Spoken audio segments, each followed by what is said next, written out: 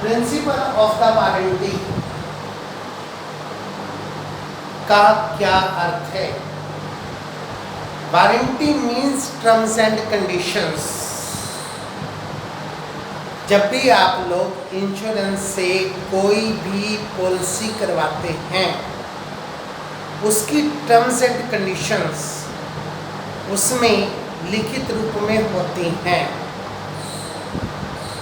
कुछ बातें ऐसी होती हैं जिन्हें हम पॉलिसी में मेंशन कर देते हैं, और कुछ बातें ऐसी होती हैं जिसे हम पॉलिसी में मेंशन नहीं करते, अंडरस्टूड होती हैं। तो जो पॉलिसी में मेंशन करने वाली बातें होती हैं, उनसे संबंधित हम आपको एक एग्जांपल देते हैं कि आपने मैरिज इंश्योरेंस करवाया, तो इसका मतलब पॉलिसी के डॉक्यूमेंट में लिखा होता है कि जब समुद्र में माल डूबने से आपको लॉस होगा, जितने का लॉस होगा और जो आपने इंश्योरेंस करवा रखा है, दोनों में से जो राशि कम होगी वो पैसे आपको मिलेंगे। इसी तरह से दूसरी ऐसी होती है जो एक्सप्रेस वारंटी होती है, जिसको पूरी तरह से नहीं लिखा जाता। अब शिप हमारा स्टैंड पर खड़ा है, इसका मतलब जहाज कंपनी इस बात का दावा कर रही है कि हमारा जो शिप है वो ट्रैवलिंग के लिए बिल्कुल फिट है, उसमें किसी भी प्रकार का डिफेक्ट नहीं है। उसने इस बात का इंश्योरेंस कंपनी को पूरा आश्वासन दिया। ये बात लिखने की नहीं होती। अब जैसे हम स्कूल में आपको प्रोस्पेक्टस इश्यू करते हैं, तो प्रोस्पेक्टस में कुछ आपको रूल्स लिख कर देते हैं कि आपने यूनिफॉर्म ऐसे पहननी है, इस दिन ये यूनिफॉर्म पहननी है, अदरवाइज आपके ऊपर फाइन लगेगा। परंतु कुछ बातें ऐसी होती हैं जो लिखी नहीं जाती, स्कूल के कैंपस के अंदर ऑटोमेटिकली एप्लीकेबल होती हैं कि आप स्कूल की बिल्डिंग में एंटर कर गए तो वहाँ पर आप किसी भी प्रकार की स्मोकिंग नहीं करेंगे। ये आपकी एक्सप्रेस होती है कि आप मंदिर में चले गए, स्कूल में चले गए, तो उस प्रकार का काम आप नहीं करोगे।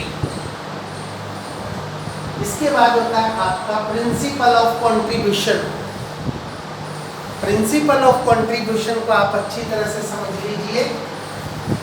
एक व्यक्ति मिस्टर एक्स, उसने ए, बी, सी 3 कंपनियों से अपना बीमा करवाया अपनी गाड़ी का, 3 लाख का, 2 लाख का और 1 लाख का,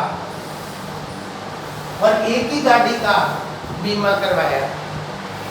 एक जगह 3 लाख का, एक जगह 2 लाख का, एक जगह 1 लाख का। गाड़ी का एक्सीडेंट हो गया और लॉस हुआ 2 लाख। अब इसका ये अर्थ नहीं है कि उसको इस गाड़ी के लिए 2 लाख रुपए ए से मिलेंगे, 2 लाख बी से मिलेंगे, 2 लाख सी से मिलेंगे।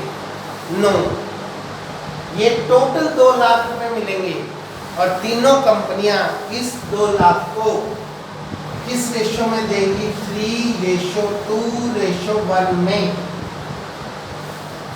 इस प्रकार से ये इसके लॉस की पूर्ति करेंगे 3:2:1 में। टोटल इसको 2 लाख ही मिलेंगे। परंतु ये प्रिंसिपल केवल और केवल जनरल इंश्योरेंस में एप्लीकेबल होता है। लाइफ इंश्योरेंस में ये प्रिंसिपल एप्लीकेबल नहीं होता। लाइफ इंश्योरेंस में अगर एक व्यक्ति ने ए, बी, सी तीनों से बीमा करवा रखा है और उसकी डेथ हो गई, तो उसके घर वालों को तीनों कंपनियों से पैसे मिलेंगे। ए कंपनी से भी 3 लाख मिलेंगे, बी से भी 2 लाख मिलेंगे और सी से भी मिलेंगे। तो तीनों कंपनियों से उसको क्लेम मिलेगा। इसके बाद हमारा अगला प्रिंसिपल एप्लीकेबल होता है प्रिंसिपल ऑफ सबऑर्डिनेशन। इसका मतलब क्या है? इसके मतलब को आप ध्यान से समझ लीजिए।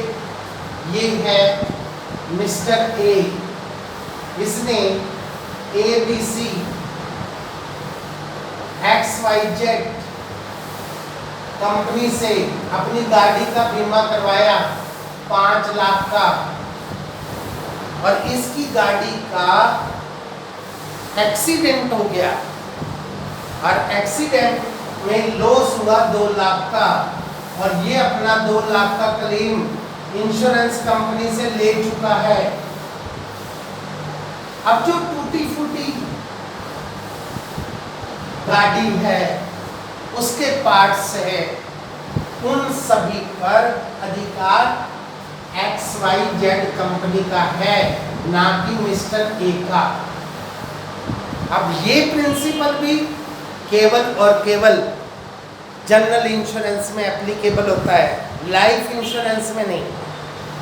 अब लाइफ इंश्योरेंस के बारे में समझ लो कि ये मिस्टर ए है, इसने लाइफ इंश्योरेंस करवा रखा है और इसकी डेथ हो जाती है, तो इसके परिवार वालों को पूरे पैसे XYZ कंपनी से मिलेंगे, परंतु मिस्टर ए की डेड बॉडी पर राइट उसके परिवार वालों का है, ना कि XYZ कंपनी का। तो इसलिए ये प्रिंसिपल लाइफ इंश्योरेंस में एप्लीकेबल नहीं होता, केवल और केवल जनरल इंश्योरेंस में एप्लीकेबल होता है। Principle of minimization of loss. अब आपने अपने पेट्रोल पंप का, अपनी गाड़ी का बीमा करवा रखा है, आपके पेट्रोल पंप में आग लग जाती है और आप तमाशा देख रहे हो, कोई भी आग बुझाने का कोई भी आप उपाय नहीं कर रहे हो जिससे हमारे लॉस को कम किया जाए, तो आपको इंश्योरेंस कंपनी से क्लेम नहीं मिलेगा। अगर आप उस लॉस को कम करने की कोशिश करोगे,